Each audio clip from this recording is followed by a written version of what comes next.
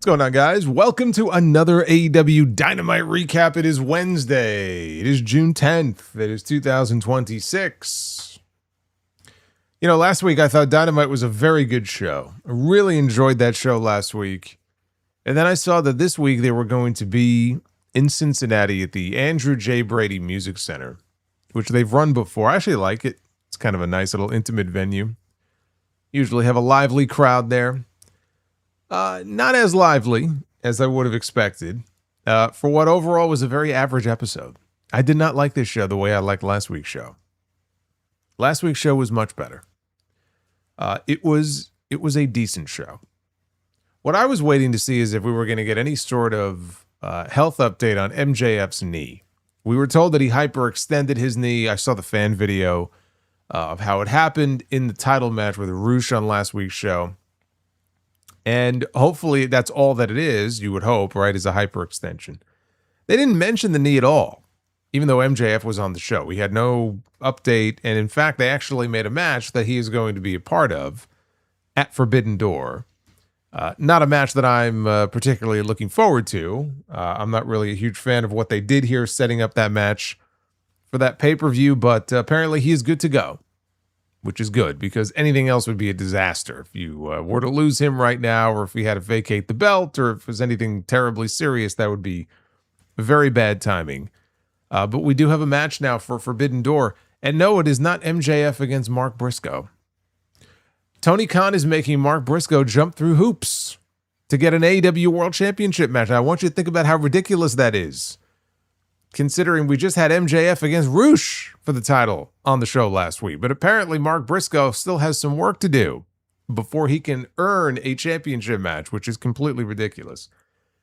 And the way that he is going to do that, and this was an idea that he pitched to Tony Khan, who made a very brief cameo appearance backstage on the show tonight.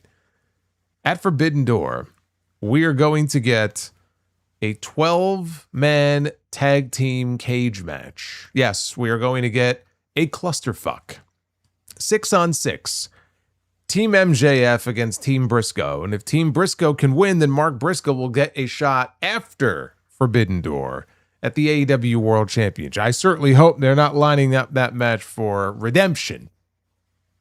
I think that would be a terrible idea. So maybe it'll end up being a Dynamite title match at some point in the month of July. But that is the match that they have set up. They're putting the AEW World Champion in a 12-man tag team cage match at Forbidden Door. And the only thing I can hope is that the reason they're doing that is because his knee is hurt, and maybe they don't trust that he can do a singles match, or they don't want to risk him in a singles match, and so they've come up with this idea for him to be in some big tag team cage match. Otherwise, I don't know why MJF is in a match like this. I understand Forbidden Door is not a show where, you know, you have to have a big AEW World Championship match. That's why I thought it would be the perfect place to blow this thing off with MJF and Briscoe. You know, you don't have to headline the show with that match. You don't have to close with that title match, but you could still do it on that show. That tells me that his knee may not be fully healed for a little bit. Not a fan of that. Not a fan of that match. But we also had 2 Owen Hart Foundation tournament matches tonight. And, you know, there's been a lot of talk, been a lot of discourse online about predictability and unpredictability, especially when it comes to the King of the Ring and the Queen of the Ring in WWE. And it's been a mixed bag in terms of that. There's stuff that they have done, especially mainly in the King of the Ring. Like with Dominic going on to the next round, not a fan. But yeah, Javon Evans wins, right? Big surprise upset win on Raw Monday night, and I like that. That's an example of some unpredictability that I could get behind. But sometimes the predictable way is the right way to go. And that's what we have had here in the men's Owen Hart tournament. On one side of the bracket, we had Will Ospreay beating Samoa Joe, beating Mark Davis. One hell of a main event last week. Nothing on this show could even come close to what we got in that main event last week. Not even the main event we had tonight, which I thought was very good. Nothing on this show could come close to what we had in that main event last week.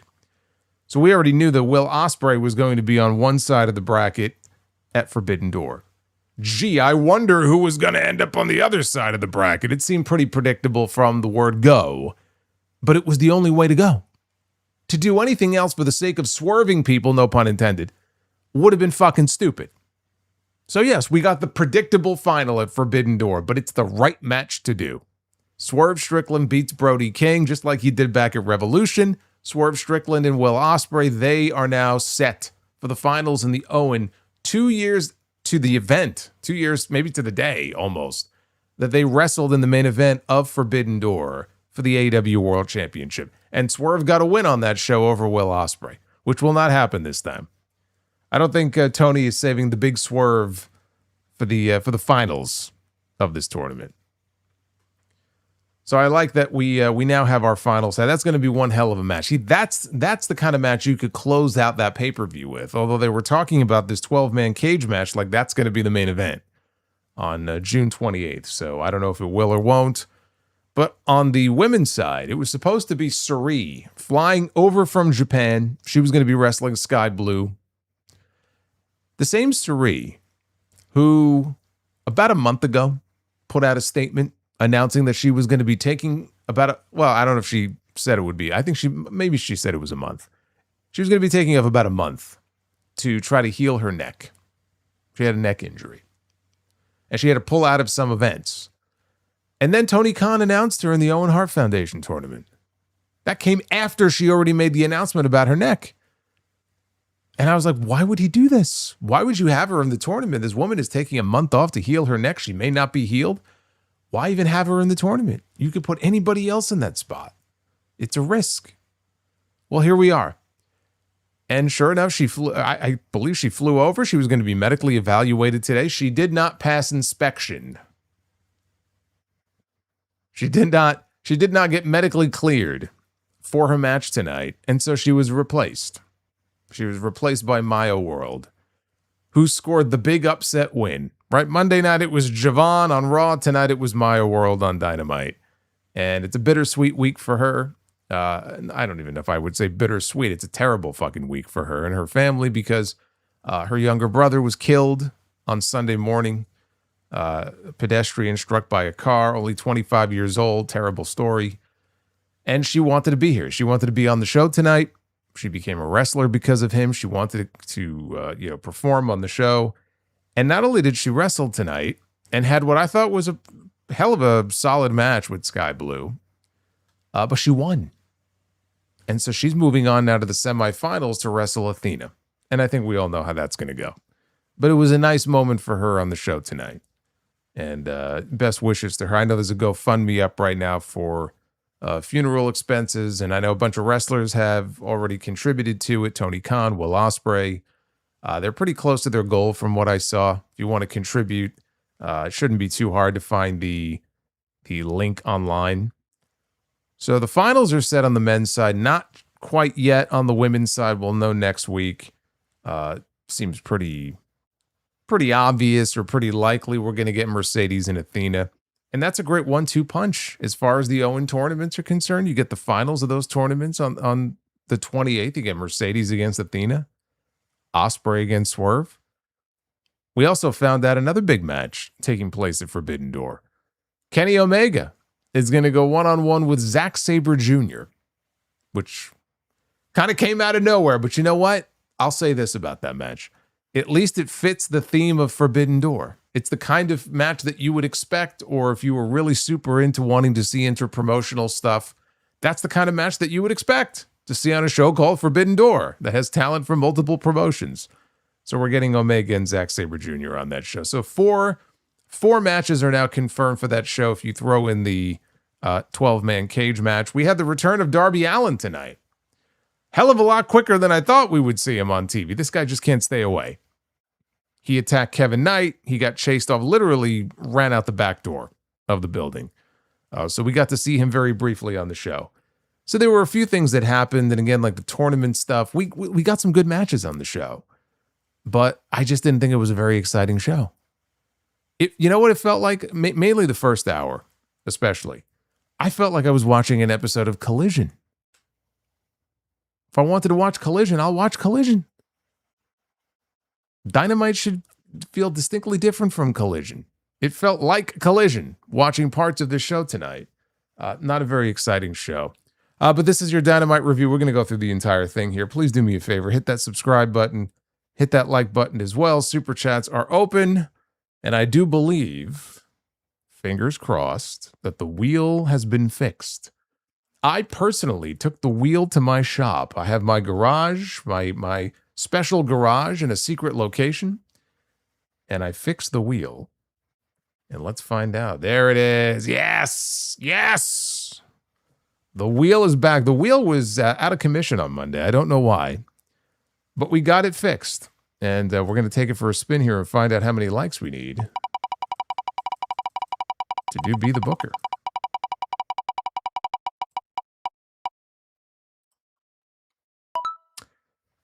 $550 likes. That is the goal. We are at 200 right now. Not looking too good, just like the Knicks. Not looking too good tonight.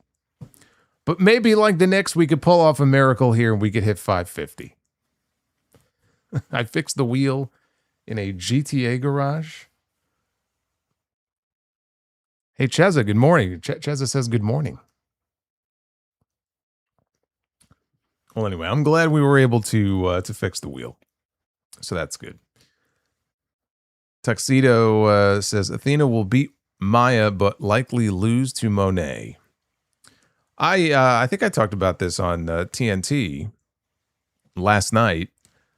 The way I'm looking at it, I could envision a scenario, I think it's very, very possible, that Athena will beat Mercedes at Forbidden Door. With the idea that Mercedes could still get a title match on the new pay-per-view that they've added in July, and she wins the title there, and we end up getting Mercedes and Athena again in London, but with Mercedes defending the title. If it happens, you heard it here. Don't just assume that Mercedes... Now, you could assume that Will Ospreay is going to Wembley. That's an easy one. But don't assume that Mercedes is winning on the 28th. Not as much of a guarantee. All right, let's get into this here. We got Tony Schiavone in the ring, kicking off the show and introducing Tommaso Ciampa down to the ring. And they aired video from Collision of him threatening Schiavone and forcing Tony to declare that Ciampa was a better wrestler than Chris Jericho. He's better than Jericho.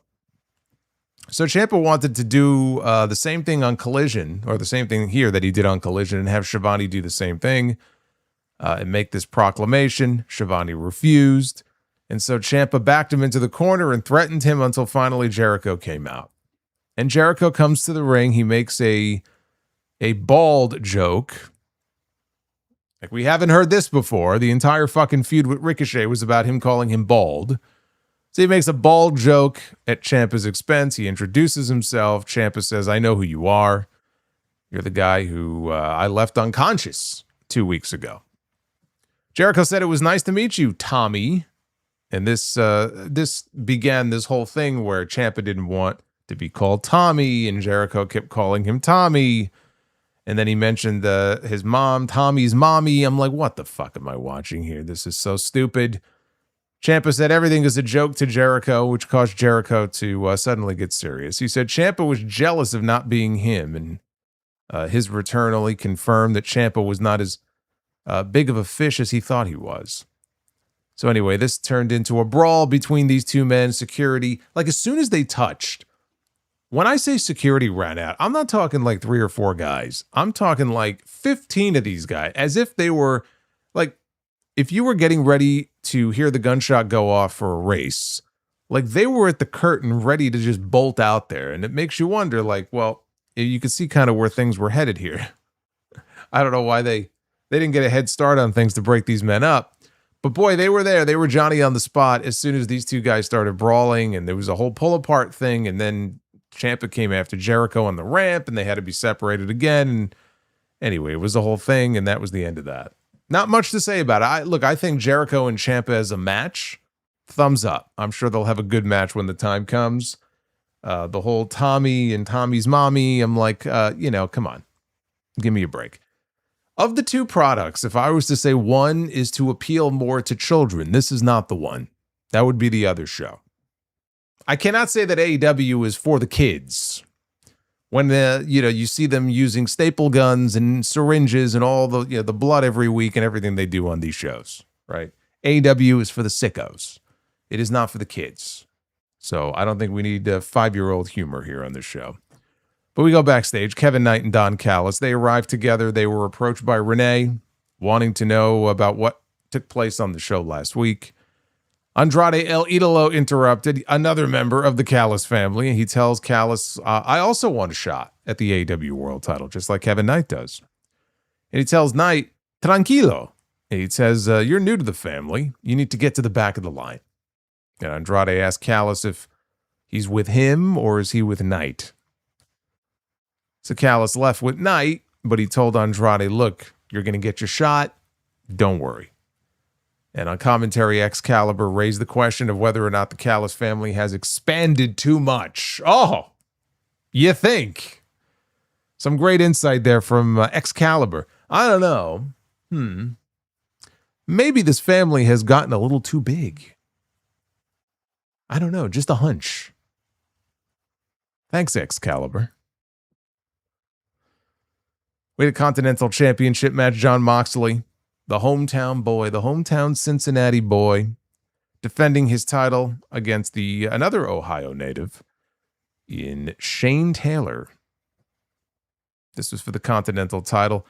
I will point out to you, the same Shane Taylor who prior to tonight last wrestled on Dynamite in April of 2024, the same month that Cody Rhodes finished the story against Roman Reigns, is the last time you will see this man in a match on this fucking show before tonight.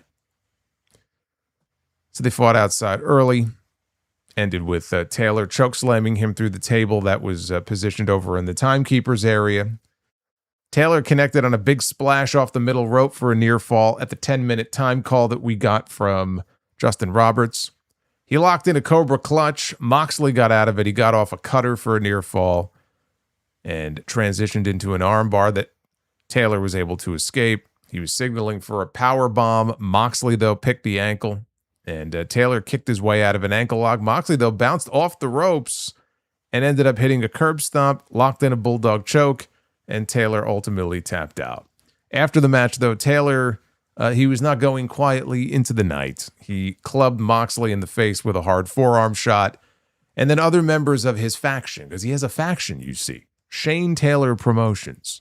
And so Carly Bravo showed up and gave Shane his, because Shane was motioning, give me your belt. So he pulled his fucking belt off from his pants and he gave it to him. And he starts whipping Moxley with it. So the Death Riders show up. But one by one, they get taken out by members of STP. And Taylor hit another big splash to Moxley. And so I was going to say the heels ended up leaving, but again, I mean, fucking Death Riders are basically heels 1 week, baby faces the next. I don't know what the fuck they're supposed to be. But Shane Taylor Promotions, they took their leave and off they went. So they're giving them a mini push. It's probably going to last a week or two. and then they'll be forgotten about again. This is the pattern with Tony here on the show when it comes to some of the lower card people. I know they make a lot of appearances on Collision. Again, I said Shane Taylor hasn't wrestled a match on Dynamite in 2 years. Over 2 years. There's no reason to believe that this is the start of anything. They want to do a little mini thing for a week or two with maybe it goes to Forbidden Door, but they're doing a match on Collision. It's probably going to get blown off tomorrow. They're taping Collision tomorrow in this building. It'll probably be over at that point. They want to put this faction up against the Death Riders. The Death Riders will beat them, and that'll be the end of it. Nothing more, nothing less. We got a vignette on Mercedes Moné. She's lost all of her championships. She's now beltless outside of her Owen Hart belt from last year. She said she sat back for 6 months and she watched the women's division get worse. A lot of wasted opportunities, but the CEO is back. She's going to take what's hers. Next week, she's going to be having her match in the Owen against Hazuki. And at that point, I'm sure she will be moving on to the finals because I can't imagine she doesn't make it to the finals. Don Callis walked out to introduce the newest addition to the Don Callis family. And no, they didn't add another fucking member tonight. This is the newest member from last week. The TNT champion, the Jet, Kevin Knight. So they make their way to the ring. And Knight thanked Callis for that wonderful introduction. Everybody seems to be upset at him, he said, when they should be upset at Darby Allin for not getting the job done at Double or Nothing. Maybe they should be mad at Speedball, Mike Bailey, for breaking up Jet Speed. Fans shouldn't be mad at him. Says Dom Perignon made Knight his number one asset, and they're working on becoming Jet 2 belts. Said he loved his signing bonus, and he called out MJF to the ring. He didn't get MJF, though. Instead, they played Darby Allin's music. Darby entered from behind, got into the ring. He hit him in the back with his skateboard, and he was screaming at him that he hopes New York was worth it, bitch. He was setting up for a coffin drop. And as he could see the Callis family members begin to storm the ring, Darby leaves and literally flees out the back door. Went right out the back door of the building, and we never saw him again for the rest of the show. I was not expecting Darby Allin to be back on TV this quickly. I don't know why they felt the need to rush it, because to me, Darby Allin and Kevin Knight, that's a Wembley Stadium TNT title match right there. But now Darby is back, and it just feels to me like probably a better chance we end up getting it maybe at Redemption next month. I don't know. I don't know why, given Darby everything he put himself through last month, does he really need to be back in time for Forbidden Door? You couldn't hold him off until after that for July. But he's back. This was only week 2. And they did more later. There was a backstage segment I'll get to involving the Callis family and Kevin Knight. But just watching him out here in this segment, again, this is only week 2. Callis gave him the big intro, and then Knight went into the ring. He cut a promo. It wasn't great or anything. And I'm just watching it going, again, what is it really necessary for him to be a part of this crew? At least here in this segment, I'm watching him out there. I go, Don Callis really doesn't need to be out there. We come back from break. Mark Briscoe is, I guess, at their version of the gorilla position. He's in the back, and he is in a conversation with Tony Khan. And Tony says, I think that's a great idea. And he sort of gave him a nod of approval. And he said, play this man's music. And they play Briscoe's music, and off he goes. And the camera lingers on Tony Khan for an uncomfortable few seconds. And Tony I guess he's looking at a monitor off camera with this fucking weird look on his face. And then he goes like, yeah, the thumbs up. It's like, come on. Must we linger on him and make for an awkward moment here? We would find out a little bit later what they were talking about. We didn't really know what this great idea was that he was referring to. But Briscoe is on his way to the ring for a match against Pac. And there was a cactus elbow early in the match off the apron by Briscoe. Briscoe went up top later in the match for Froggy Bow. Pac, though, got the knees up. Pac went up top, rolled through. He ended up sending Briscoe flying with a release belly-to-belly suplex. And Pac looked for a shooting star. Briscoe, though, got the knees up, and he spiked Pac with a J Driller for the win. It was, a good match here. I thought good match here between these two. I don't know if these two have ever wrestled before. This might have been their first match. When the match was over, though, Briscoe took the mic and he brought up MJF, constantly rejecting his requests for a championship match. He called him a bitch and he called MJF out. And they immediately played MJF's music and then they immediately went to a commercial break. And so they come back from break. MJF's music is still playing. He was standing out there for 4.5 minutes while MJF's music just played, I guess, on a loop over and over again. But as soon as they come back, we hear MJF's voice, and he doesn't come out through the curtain. He comes out, and he's in the crowd already. It cut to him. He's in the crowd. He's in his suit. He's got his belt around his waist. And so there he is. And again, for the final time, he told Briscoe, no, you get no title match. He said, they say a rising tide lifts all ships, and MJF is the rising tide of AEW. If Briscoe ever came near the Triple B, he would be an anchor, and the fans should appreciate MJF for protecting the title from him. He calls the conglomeration stupid. He says friends are a liability. He says that he has money, and money talks. And at that exact moment, the Lethal Twist, these names are just too much for me, man. I'm sorry. Some of these fucking names.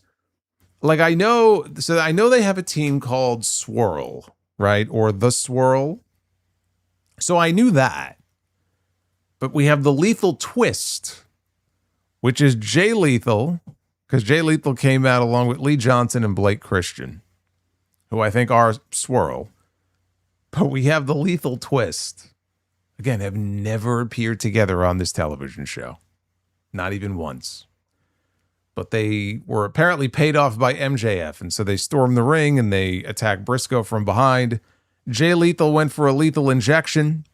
Briscoe, though, as he kind of came in for the move, he kicked him in the back, and he fought off Johnson and Christian, and he went for a Jay Driller on Jay Lethal. Instead, though, he ate a thrust kick from Lee Johnson. He got overpowered again. The rest of the conglomeration, they made their way out. So Big Tomohiro Ishii, and Kyle O'Reilly, and Roderick Strong, they all ran out to the ring and took out the Lethal Twist. So it sounds like some updated Chubby Checker song from the 60s. If somebody took it and turned it into like a dark, kind of a dark tune, call it the Lethal Twist.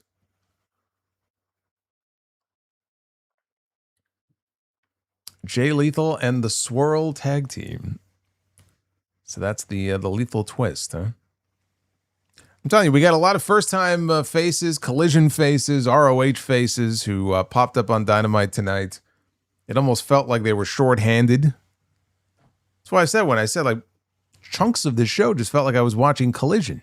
People that you would never see on this show, all of a sudden are popping up on my TV screen. So Briscoe got the mic back. He says that, look, he has to explain something to MJF. He isn't the boss. He's just an asshole. He talked to Tony Khan. Tony Khan is the boss. And he said that they need a main event for Forbidden Door. He told Mark, you can get 5 friends. And MJF has to get 5 friends. And he told Mark that if his team wins, he would get a shot at the AEW World Championship. And, oh, by the way, that 12-man tag team match is going to be contested inside of a steel cage. And I hear this and I'm like, are you fucking kidding me with this? It sounds like a blood and guts match, except it's probably going to have 1 ring. But like, is this really necessary? Really, is this necessary? The only reason this is necessary is if they don't trust that MJF is going to be healed up enough in time to have a singles match. So they're sort of protecting him by putting him in a tag team match. Literally one of 12 men in this match. So he won't have to do as much. Maybe they could hide him a little bit. That's the only thing that makes sense to me. Because think about what was said here in this promo. Okay, actually, there's 2 things I want to point out. So he said he was talking to Tony Khan, and Tony said that he needs a main event for Forbidden Door. Well, you have a main event for Forbidden Door. It's called Will Ospreay against Swerve Strickland in the finals of the Owen, with the winner going on to challenge for the World Championship at Wembley Stadium. Just like a Double or Nothing last year. You had your main event. Your main event was not the AEW World Title match. Your main event was not Anarchy in the Arena. Your main event was the finals of the Owen with Ospreay and Hangman. So that's number one. You already had a fucking main event. You don't need a main event for that show. That's number one. Number two, this is all so silly. Because Mark Briscoe, his team now, okay, his fate is not even in his own hands anymore. His fate, whether or not he gets a shot at the World Championship, rests on the shoulders of the 5 men that he chooses to be his tag team partners, which you know are going to be Ishii and Orange Cassidy and Roddy and Kyle. All right, there's your team. And it rests on their shoulders now as much as his. Why does he need to win this match to then get a shot at the AEW World Championship when Roosh came out a couple of weeks ago and said, I want my title shot? And MJF agreed to it, even though we were just told, like, the real power in this company is Tony Khan. And just like that, they made the match. And last week we had MJF against Roosh for the AEW World title, which, by the way, is the reason why MJF is now hurt. Because he did wrestle Roosh and defended that title last week. So if Roosh can get a championship match so easily, why does Mark Briscoe have to jump through hoops? If Tony Khan needs a main event for Forbidden Door, the obvious thing to do would be like, you know what, Mark, you're going to get your title match against MJF on that show. You have a win over him last year. And look, Roosh, the whole thing with Roosh, they talked about how he was on this like hot win streak. He won like 6 or 7 matches in a row. He won 6 or 7 matches against fucking nobodies. Against a bunch of scrubs. But he racked up a bunch of wins and he got a world title match. Mark Briscoe's won like his last 4 singles matches and they were not against scrubs. They were against actual names. So he's got a little win streak himself, not even including the win tonight over Pac. That's not enough to earn this man a world championship match? It's got to be about MJF's knee. It has to be about the knee. Otherwise, it doesn't make any sense that they wouldn't be doing one-on-one Briscoe and MJF for the belt on this pay-per-view. None of this makes sense otherwise. So we get this clusterfuck now of a 12-man match, which, again, there's more on this coming up later on as far as who some of the partners may be. But I don't like this. I'm not a fan of this. I think it's stupid. I'm sure it'll end up being just an absolute wild, just crazy, you know, bloody, violent spectacle on the show. And that's probably what Tony is shooting for here, especially if he's going to close the show with it. But not a fan. We have the singles match up next here. Orange Cassidy against the reigning IWGP Global Champion Andrade El Idolo. Cassidy went to go put his hands in his pockets, and Andrade stopped him. So after that, they kind of got a test of strength thing going on, and Andrade ended up losing the pants, because that's what he does, right? He rips his pants off. And all the ladies go wild and get wet in the crowd. So he rips his pants off, and then Cassidy took his pants off to reveal another pair of jeans under the pair that he was already wearing. So Andrade, he took a selfie. I think he took 2 selfies, but he took a selfie with a female fan outside the ring. This delay allowed Cassidy to hit a tope, and he was approaching the same female fan, but the fan had her phone taken away by Lio Rush. Lio Rush popped up. Black goo dripping from his mouth. And so Cassidy looks very reluctant, but yet he's kind of slowly making his way towards Lio Rush. Because Lio wants a selfie. So he gives him a selfie. So Andrade attacked. And Lio now wants a selfie with Andrade. And the following conversation then took place between Andrade and Lio Rush. Lio Rush is like, he knows. And Andrade, how you know? He knows. How you know? He knows. How you know? It's fine. This is the conversation that was going on here. Meanwhile, he was able to get his selfie from afar. He took his selfie with Andrade. And Cassidy ended up catching Andrade off guard with a satellite DDT on the floor. So Andrade in the ring, he went for the DM. Cassidy countered into a Hurricane Rana pin for a near fall. Andrade hit the back elbow, but he ran right into a right hand. I'll tell you what, that right hand looked and sounded great that Cassidy caught him with. It was like a Superman punch. And so both men were down. There was a diving DDT spot on the ramp by Cassidy. Back inside, there was another one that connected off the top for a very close 2 count. Cassidy signaled for the orange punch. Andrade, though, took his head off with the spinning back elbow and then finally hit the DM for the win. They had a good match, and as ridiculous as all of that stuff was that I just recapped for you, look, I enjoyed the Lio Rush bit. I know some people hate the Lio Rush stuff. I'm a fan of it. I like it. I thought it was just a cute little bit in the middle of the match. But yes, that was the conversation that took place. He knows. One of these days I'm going to come on the stream here and I'm going to have like the black goo dripping from my mouth. See if I can freak all of you out. After the match, we cut to footage from last week. Will Ospreay, after his war with Mark Davis. Ospreay said Davis has gotten a lot stronger since they last wrestled, but nothing is going to stop him from his destiny. His destiny is going to Wembley Stadium. His destiny is challenging for the AEW World Championship. And he said he can't believe he's about to say this, but he owes a lot to the Death Riders. So all of a sudden, his fiance, his better half, Alex Windsor, she comes charging in and she's going right for Ospreay and to hug him, and she's in tears. She's devastated because she lost. She lost her opening round match to the wild card last week, which turned out to be Mercedes Moné, and so she was in tears. And so he was comforting her, and finally he shoved the camera away. The Death Riders were in the back. John Moxley said that Shane Taylor could have swallowed his pride and walked away. Marina Shafir spoke up. She said Trish Adora will need a kendo stick and a steel pipe to stop her. Daniel Garcia said that they have people, and the Death Riders have people as well. So on Collision, let's do this. Or as Brock Lesnar said many years ago, let's do this. So they're going to be having that match on Collision, which I believe they're taping at the Brady Center where they were tonight. They're taping it tomorrow, and I believe that's what's airing on Saturday. I don't believe it's...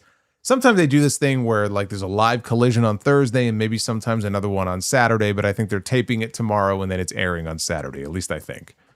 Don't quote me on that. We had a first round match in the Owen Hart Foundation tournament. Skye Blue was supposed to step into the ring here on this show with Sareee. And as I mentioned earlier, Sareee has had a neck injury for at least a month now. Tony Khan knew this, put her in the fucking tournament anyway, and so she shows up and she's not cleared, so she's out of the tournament. So good job. But it was interesting because she did an interview with Tokyo Sports, and I mentioned this, I think I mentioned this on the Young Crown Wrestling show yesterday. Cheap plug, by the way, brand new episode. There it is. Talked a lot about TNA too, which I did not talk about on the sound off because that kind of broke after the sound off dropped. And boy, do we get into the TNA stuff on the Uncrowned Wrestling show, so make sure you check that out. But she did an interview with Tokyo Sports, and in that interview, she said that she was going to be flying over here with her tag team partner, Takumi. And so in the event that she was not medically cleared and able to wrestle here on this show, her partner would basically sort of pinch hit for her and step in her place. And I just assumed, okay, well, I mean, that must be the plan then. I guess the plan is that if she's not medically cleared, then this other woman is going to step in for her. And then we find out that Maya World is the replacement. So I don't know if that was Sareee going into business for herself and trying to get her partner a payday, trying to will it into existence. But Takumi was not there tonight. And she was not the replacement here in this match. But I mentioned at the beginning, it's been a tough week here for Maya World. On early Sunday morning, her 25-year-old brother, I guess, was standing outside of a disabled vehicle, they said. And I don't know who was at fault or what exactly how this all happened, but he got hit by a Mercedes SUV and he was killed. And so that's obviously a very sad, very tragic situation. Tony Khan told her, go be with your family. And she told him, no, I want to be here. I need to be here. I'm a wrestler because of him, and I want to wrestle. And so he slotted her in here as the replacement. You know, she is now in the Owen Hart tournament, obviously wrestling with a very heavy heart. At the finish here, Skye Blue hit a TKO for a 2 count, and then she went for a code blue. Maya shrugged her off, got a high stack into a bridge, and got the flash pin and the shock win to advance to the next situation. We got a situation here to advance to the next round of this tournament, where she will be meeting Athena in the semifinals. I'm sure it was going to be Sareee wrestling Athena in the next round. I don't think Maya winning here changes anything. You're just swapping one name out for another. I still think in the end it's going to be Athena and Mercedes. That's going to be your final, I believe, at Forbidden Door. I'm glad Maya got a nice moment here. I think it was just a nice thing to see. And not for nothing, they had a real solid match. You know, they had a good match. There were a couple of rough moments. Honestly, it doesn't matter. You know, the rough moments here don't matter because, remember, this woman was a last-minute substitution, and her brother just died. So you know what? She had a few things on her mind. All things considered, I thought they had a good match. This was a nice moment. I have nothing negative to say about this. And so there's your big upset, you know, at least on the women's side now. That vaults her into the next round, where I'm sure she's going to lose. We got a video package for Zack Sabre Jr. and mentioning that, you know, Forbidden Door is coming up here in a few weeks.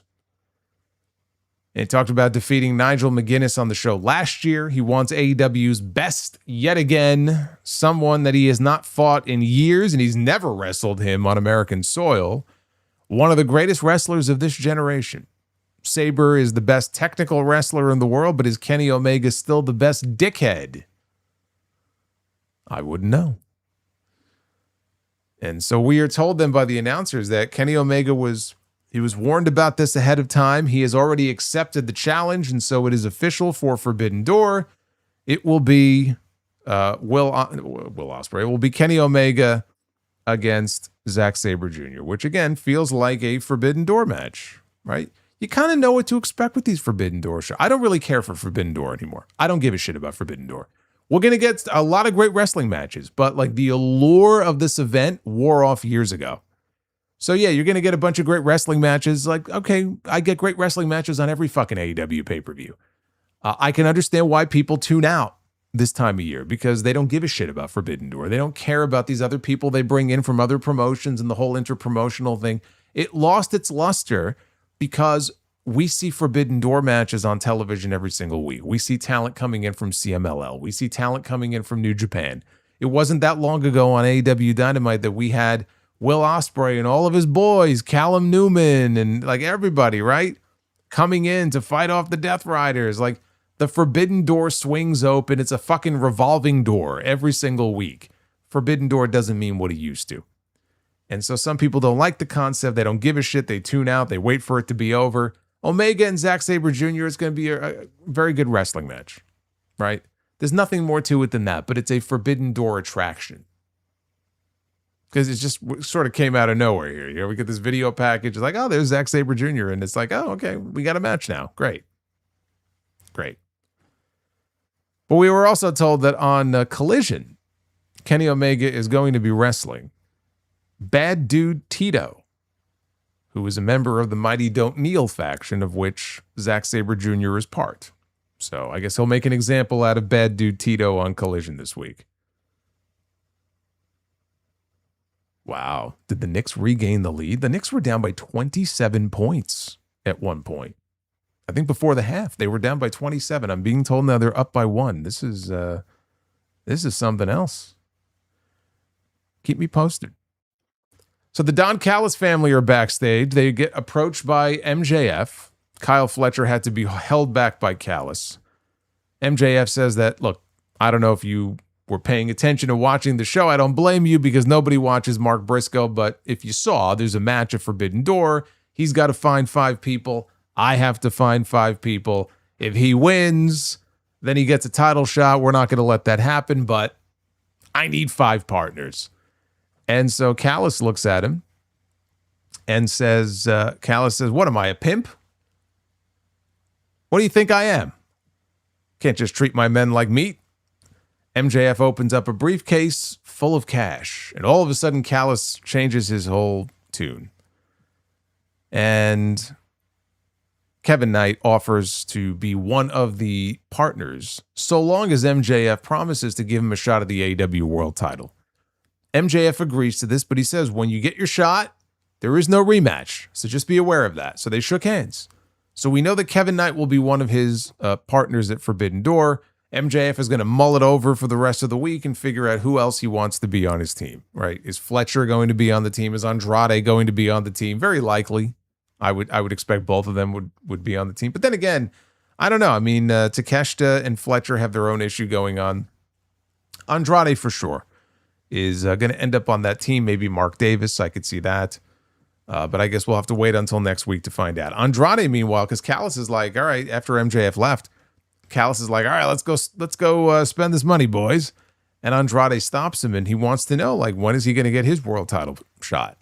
And Callis said, you have my word, you will get your shot. And they shake hands. And I think Excalibur on commentary said he's lying. If his lips are moving, he's lying. Again, I've made my thoughts clear about this whole 12-man cage match thing at the pay-per-view. I'm not a big fan of it, but at least with the Callis family stuff, they could use it as a way to kind of advance that angle.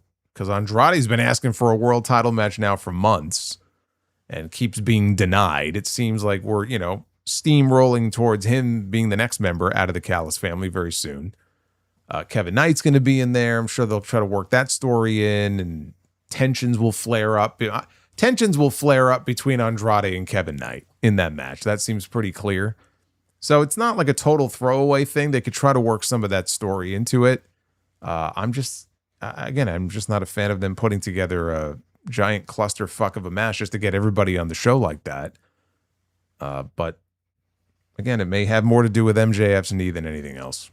They closed the show with a semifinal round match in the Owen Hart Foundation tournament with Swerve Strickland and Brody King. A rematch from the battle they had back at Revolution. They ended up outside the ring. Prince Nana was running distraction just long enough for Swerve to deliver a drop toe hold to Brody onto an open chair.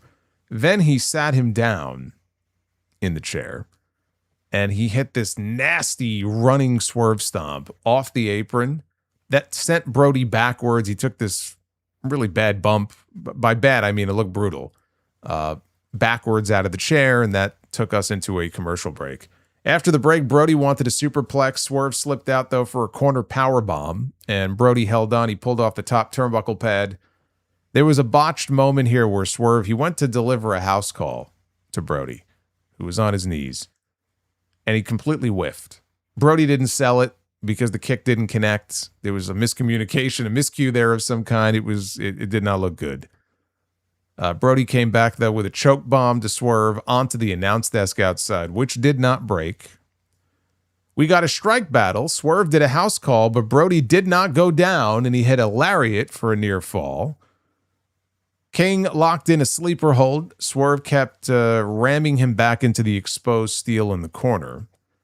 King then got sent in head first, and he got busted open. So now he's a bloody mess now. Strickland hits another house call. Brody, though, rose to his feet, and so Swerve went up to the top rope for an even bigger house call. Swerve wanted a vertebreaker. King said, I don't think so. He escaped into a running Death Valley driver into the corner. Nana again runs distraction, and Brody locked him in the hanging choke off the apron that we've seen him do before. Then he caught Swerve in the corner with a running cannonball. He hit a pile driver, only for a near fall. King wanted a gonzo bomb. Strickland escaped. He tried to send Brody into Aubrey Edwards, who ducked out of the way, but in doing so, that allowed Nana to catch Brody with a cheap shot with what I believe was the ring bell. It was certainly rectangular shaped, square shaped, whatever it was. It looked like the ring bell. And he waffled him in the head with it. He stumbled backwards into a vertebreaker to give Swerve the win and his ticket to the finals. Hopefully not nearly as expensive as a ticket to the finals was at Madison Square Garden this week. But Swerve now has his golden ticket to the finals of the Owen Hart tournament, where he will meet Will Ospreay in a rematch from their Forbidden Door battle 2 years ago, which, by the way, was a hell of a match that those two had. And this was a hell of a match, too. This is a really good main event. Not as good as and not as heated as their Forbidden or their Revolution match from a few months ago. But still very good with the predicted outcome, with the correct outcome. This is an example of predictable is fine. Predictable can be good. Predictable sometimes is the way that it needs to be. Sometimes things are predictable for a reason. And the reason is we have a big time match now that you could easily headline that show with on the 28th. Doesn't sound like they're going to, but to me, that's the real main event of that show. Swerve Strickland, Will Ospreay. If it comes anywhere close to the match they had a couple of years ago, it's going to steal the show. So again, very good main event. We had some good wrestling on the show, but when the show was over, it was like, it was very average. I mean, I was bored by parts of the show. It didn't hit like last week. This was not one of the better episodes of Dynamite. There were things I liked. There were things that kind of bored me and I didn't like. And that's the best thing I could say about it, honestly. But that was AEW Dynamite. I have a bunch of people asking, like, what's the goal? What's the goal from the wheel? 550. 550. So we're currently at 325 likes. I'm just doing a quick glance here. Apparently 5 seconds left in this game, and the Spurs are back up by 1. It is a 1-point game with 5 seconds remaining. It's pretty nuts. Pretty nuts. Well, as that plays out, let's get to your super chats here because we got a bunch of them to get through. You guys will keep me posted.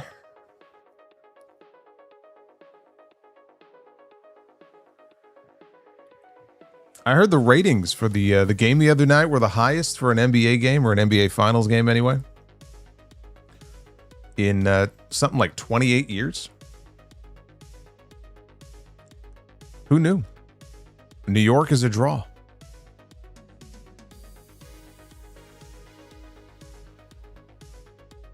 Spurs up 1, 5 seconds left. Knicks ball. Well, these are the moments right here. These are the moments made for legends, as they say. 23 million? It was something like that. Okay, maybe 23 million.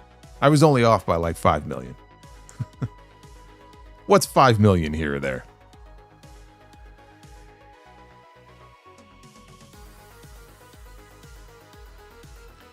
Yeah, I mean, that's the only thing. Like, 2-2, no one then can win at home. That's true. That is true. Let me just check. Let me just check here.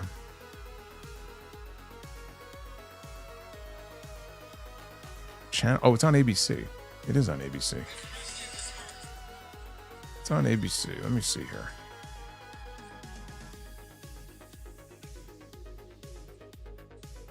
I know many of you were watching the final 5 seconds here, so I'll let you go ahead and enjoy that before we get into these questions here, because we got some good questions here.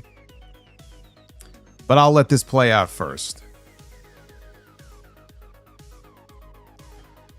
All right, 5 seconds ticking down, and oh my God. Talk about heroics. Wow, 1.2 seconds left in this game. The Knicks. Now, I believe that was Brunson who shot. Missed it. They got the rebound. The ball went in. They're up 107-106 with 1.2 seconds left. This game is over.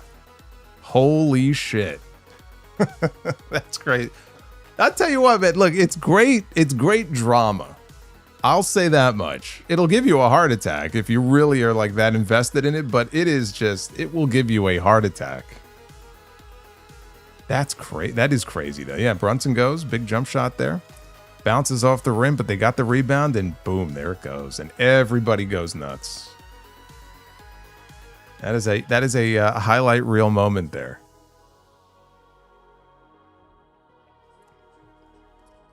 You still got 1.2 seconds left on the clock, though. Wow, look at that. Bounce right off the rim and just pushes it. Just taps it right in. This is going to go down. Honestly, this is going to go down as a very embarrassing collapse for the Spurs. They were up 27 points. And it looks like they're going to lose by 1. How do you come back from that? It's devastating. It's just devastating. Hey, Joseph Stewart. I don't know if Joseph is with us live right now, but Joseph, he dropped a bunch of super chats and a bunch of questions here. So, Joseph, I thank you. Let's just let this wrap up here, these 1.2 seconds, so we can make it official. And then we'll get into all this. This is more exciting than Dynamite. These 5 seconds were more exciting than Dynamite tonight. All right, well, it's Spurs. Look, they have time. And nope, it's over. Wow. Well, congratulations to all the Knicks fans out there, man. I'm sure you guys were on the ledge.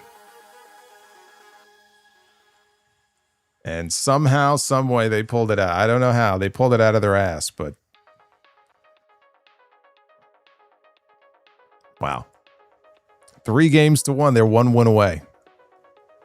1 win away for their first championship in 53 years.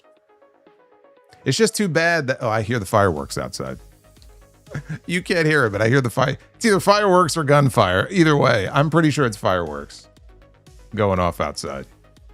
Oh, so they were down by 29. Okay, I thought it was 27. They were down by 29. That's even worse. Amazing. Hey, Joseph, thank you. Thank you, brother. Let's see here. I'm going to try to zip through them, Joseph. I'm going to try to zip through these. Again, any that I don't answer here, I'll try to post a comment in the video. I want to try to stick to the wrestling ones here. He did mention The Rock. You know, that is something. When I saw the Masters of the Universe movie the other day, they had a trailer for the new Moana live action movie, and The Rock is in there. He looks ridiculous in the movie. He looks ridiculous. The long hair and everything.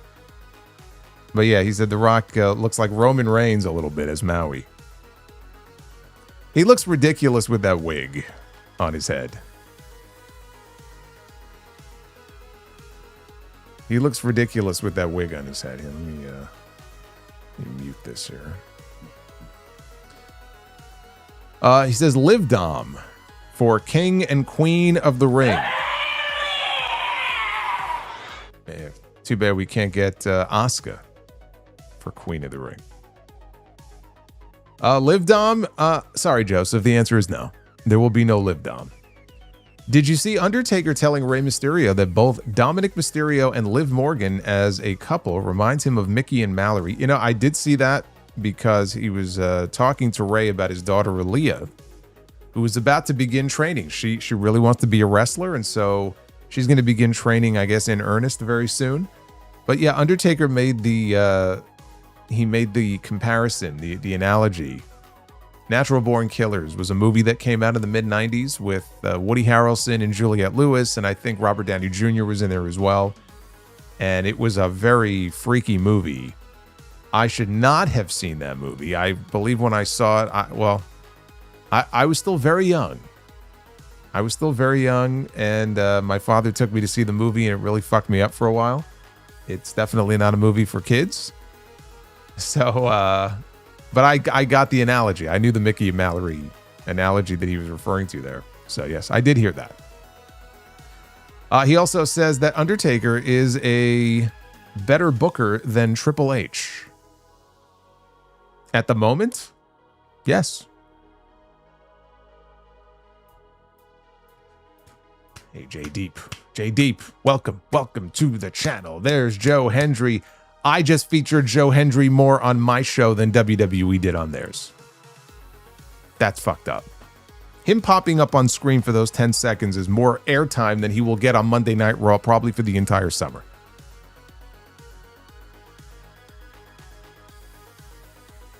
It says, how would you have booked Raven, Eddie Guerrero, Chris Jericho, Chris Benoit, Dean Malenko, Billy Kidman, Rey Mysterio, Alex Wright, and Juventud Guerrera into the main event in WCW? Wow. The answer is I would not have. Most of the people you just mentioned have no business being in main events. Talented though they may be. Alex Wright, Juventud, Malenko, Billy Kidman. I mean, they have no business being in the main event. Who would I have of that group? Jericho, eventually, yes, I would have booked him as a main eventer at some point in WCW. Eddie Guerrero, Raven could have been. But the other ones, no. And what are your thoughts on the box office numbers for the Masters of the Universe movie? I am very... I'm very sad about it because, look, I enjoyed the Masters of the Universe movie. I liked it a lot. And the box office has been terrible. It is a box office flop. That movie cost, it might be a little less, but it cost about $200 million. And on a budget of $200 million, the movie did not even make $60 million globally in its opening weekend. Domestically, just here in this country, it didn't even hit 30 million, which is terrible. Those are terrible numbers. And so they set it up. If you watched the movie and you saw the post-scene credits and everything, they clearly set it up for a sequel. I doubt very seriously there's going to be a sequel. I just can't imagine that there's going to be one. So, yeah, not good. Not good. And if you saw some of the like demos and the stats coming out of the movie the opening weekend, 60% of the people who went to this movie were adults, which kind of makes sense if you think about it, because He-Man was a thing in the early to mid 80s, and so the people who grew up on He-Man now are in their 40s and 50s. That's who went to go see the movie. 11% of the people who saw the movie were under the age of 18. That tells you everything you need to know. It doesn't have any appeal to a younger audience. It's not like Transformers when Transformers came out in 2007. It's not the same thing. But I enjoyed it. I thought they did a good job with it. Yeah, it took too long, waited too long to make it, says Mr. Ozone. You know what it also means? Not that it was probably ever going to happen at this point, because if it was going to happen, it would have already. But if there was any chance, if there was any possibility of there being a Thundercats live action movie, that just went out the fucking window. That sure as hell ain't going to happen now. So you can forget about that. Joseph says, why didn't they push Raven into the main event scene in WWE? I think Raven could have been a big star there and a main eventer and a WWE champion. Yeah, I mean, they never really believed in him. They never got behind him at that level. You know, he was doing the hardcore stuff, and that's about as good as it got for him. You know, if Vince McMahon doesn't see you as a top guy and it's his company at the time, then you're not going to be a top guy. It's as simple as that. I don't recall if he was going through any issues, you know, drug issues at that point in time. I know he's had issues over the years, but they just didn't see him as a guy that they could get behind as a world champion. Simple as that.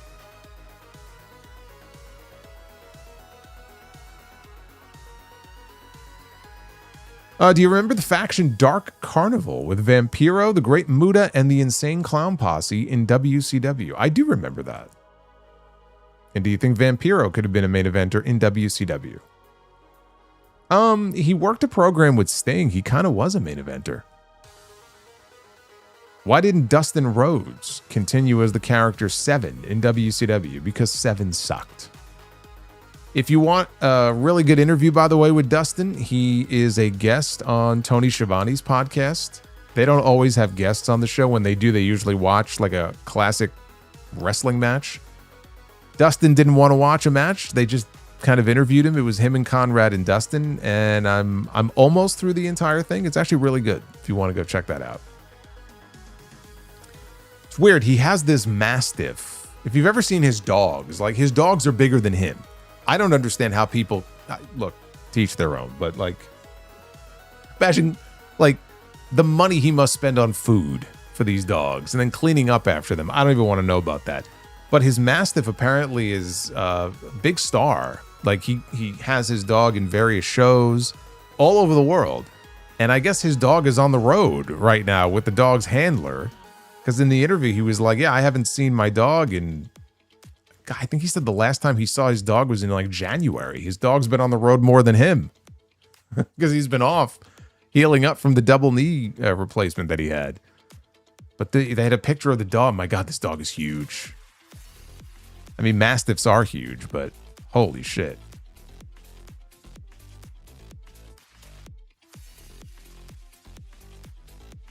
Bones Jones says, Spurs are done. They've lost their confidence. I don't know. W. Massey says, I think Spurs win Saturday. Knicks finish it at Madison Square Garden. Wouldn't that be something if they won the championship at Madison Square Garden? See, I don't think most Knicks fans, though, would want... if you give them the option, it's like, no, let's end this as quickly as possible. That would be something, though, if they could kind of hold off long enough to win the championship there. Joseph says, I'll be honest, I was a fan of Macho Man's faction team Madness in WCW that had Macho Man, Gorgeous George, Medusa, and Ms. Madness. Molly Holly. Yeah, I wasn't a fan of anything Savage did at the tail end of his WCW run.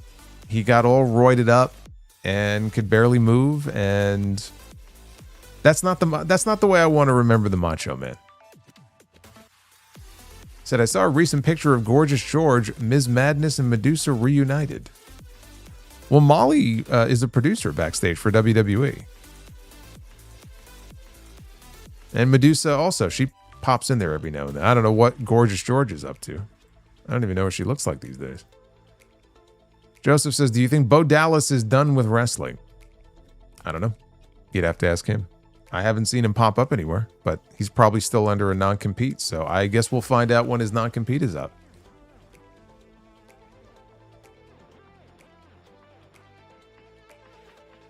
Ricky says Game 6 on Tuesday. Oh, that's right. Is there a possible Knicks game next Tuesday? That's not going to be good for TNT, if there is.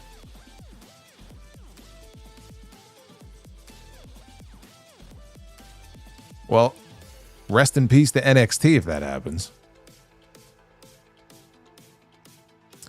Yeah, I guess we'll have to figure that out. Joseph says The Undertaker suggests an idea of Rey and Aaliyah Mysterio against Liv Morgan and Dominic in AAA. Would you like to see this mixed tag match happen? Says, I would love to see this happen. It was just an idea that they floated. Again, Aaliyah hasn't even really started training yet.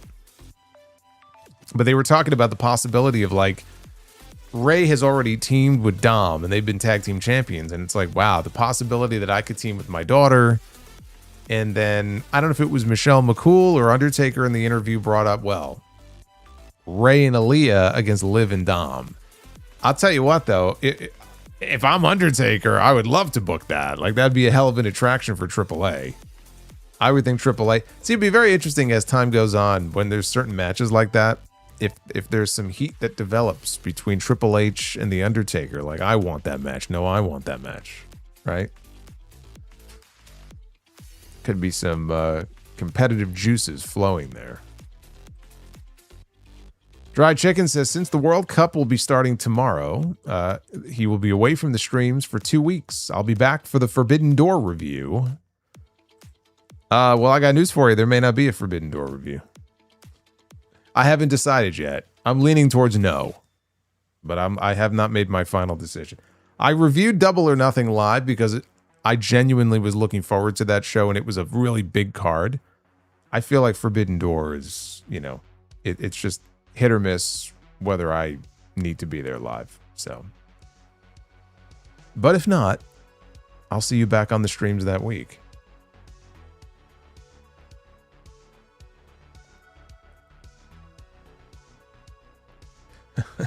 Thursday Night Titans.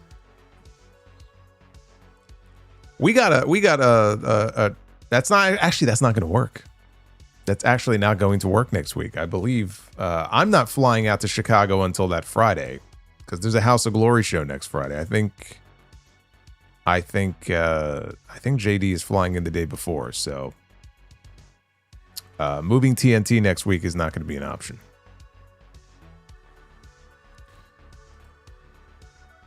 Spanish Goddish says, this road to Forbidden Door has been mid. This show is Monday Night Raw light. Really disappointed in Tony Khan's booking for the upcoming pay-per-view.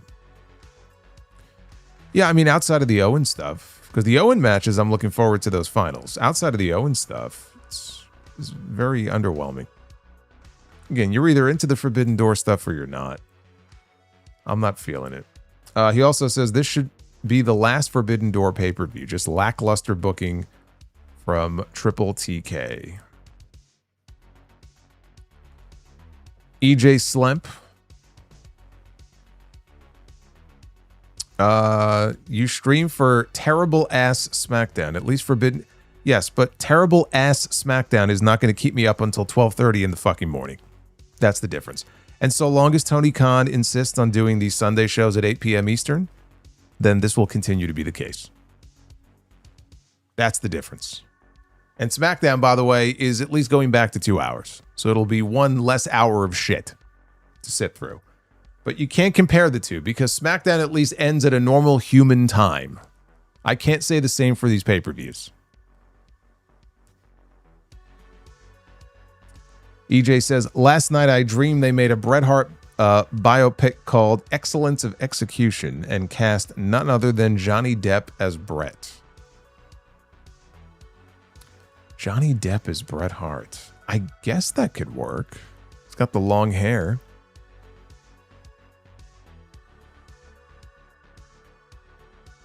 I'd watch that. Tuxedo T Servo, thank you for the 15. If Athena beats Monet, I will drop a $50 super chat and acknowledge you. I'm going to hold you to that. You're on.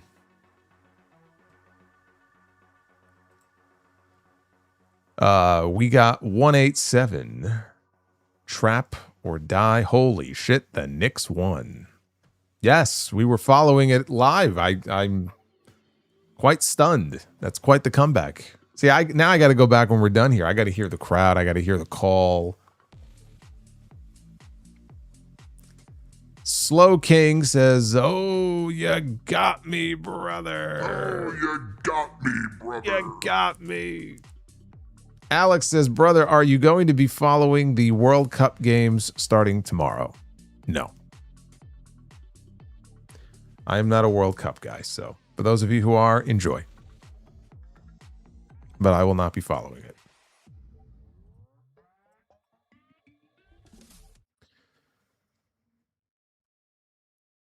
So again, the goal, if you look at the wheel here, was 550 likes, and we made it to 343. It's the best we can muster tonight. You know what the Spurs said at the end of tonight's game? Oh, you got me, brother. That's what Wemby said when this game was over. Oh, you got me, brother. Oh, man. So the next time I'm live with you will be... when is the next game anyway? Is it Friday? It's not Friday. It's probably this weekend, right? Next game is in San Antonio. I don't know what night. I don't know what night it is, actually. Can't be Friday. Saturday? Let's see. Let's see. When is game 5 here? Game 5. Oh, Saturday. Yeah. Saturday night. Oh, good. I'll be able to watch. Saturday night, 8:30 p.m. Game 6, if needed, is on Tuesday. Boy, I hope they wrap this thing up on Saturday. I'm sure Shawn Michaels and WWE are saying the same thing. Boy, I hope they wrap this thing up on Saturday. And look at this. Game 7, if necessary.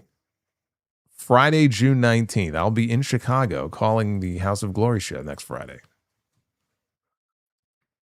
Sorry, Spurs fans. I hope it doesn't go 7 games. Selfishly, I hope it doesn't go 7 games. Let's end this weekend. Let's end this. Step on the neck. Finish him. right? This were Mortal Kombat. Fatality. That's what Saturday needs to be. Jeremy Rose with a $5 super chat. That GM was a better script. Oh, that game, I think dude, you got to clarify when you say these things here. That game was a better script than anything Triple H could produce. He should take notes. I got news for you. Watching some of these referee calls in these games, I feel like the NBA sometimes is more rigged than WWE.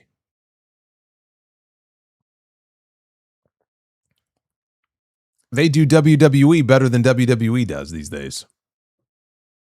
So good. We have a clear open night on Friday. SmackDown Live, normal time. They're going to be in the States, so I think everything is back to normal for this Friday at least. I know their tour is not over yet. So that is the next time that I will see you guys live. I mentioned it before, but again, check out the Uncrowned Wrestling Show. Dropped yesterday. Talked about a lot of good stuff, including stuff I did not get to cover on Sunday, because there was breaking TNA news as soon as the sound off was uploaded. And we dig a little bit deeper into the TNA, because something's going on in TNA, and it ain't good. So go check out the Uncrowned Wrestling Show. And, of course, the sound off from this past weekend, episode 966. Be well. Stay safe. All you Knicks fans out there, congrats. Spurs fans, I'm sorry. I don't know what to tell you. It's a pretty embarrassing loss. That's going to be a tough pill to swallow. How do you come back from that? Just psychologically. You're up by almost 30 points. The Knicks were embarrassing for most of this night. And you still lose. That's tough to come back from. But anyway, the Knicks pulled the heart out of the Spurs Kano style. Kano is probably the best character, by the way, in the Mortal Kombat movie. I mean, he was in both of them, but definitely the funniest character in the Mortal Kombat movie. Oh, by the way, I am seeing on Friday, actually, before SmackDown, Friday afternoon, I am seeing Disclosure Day, which is the new Spielberg movie. Everyone's raving about it. It's his best in 20 years.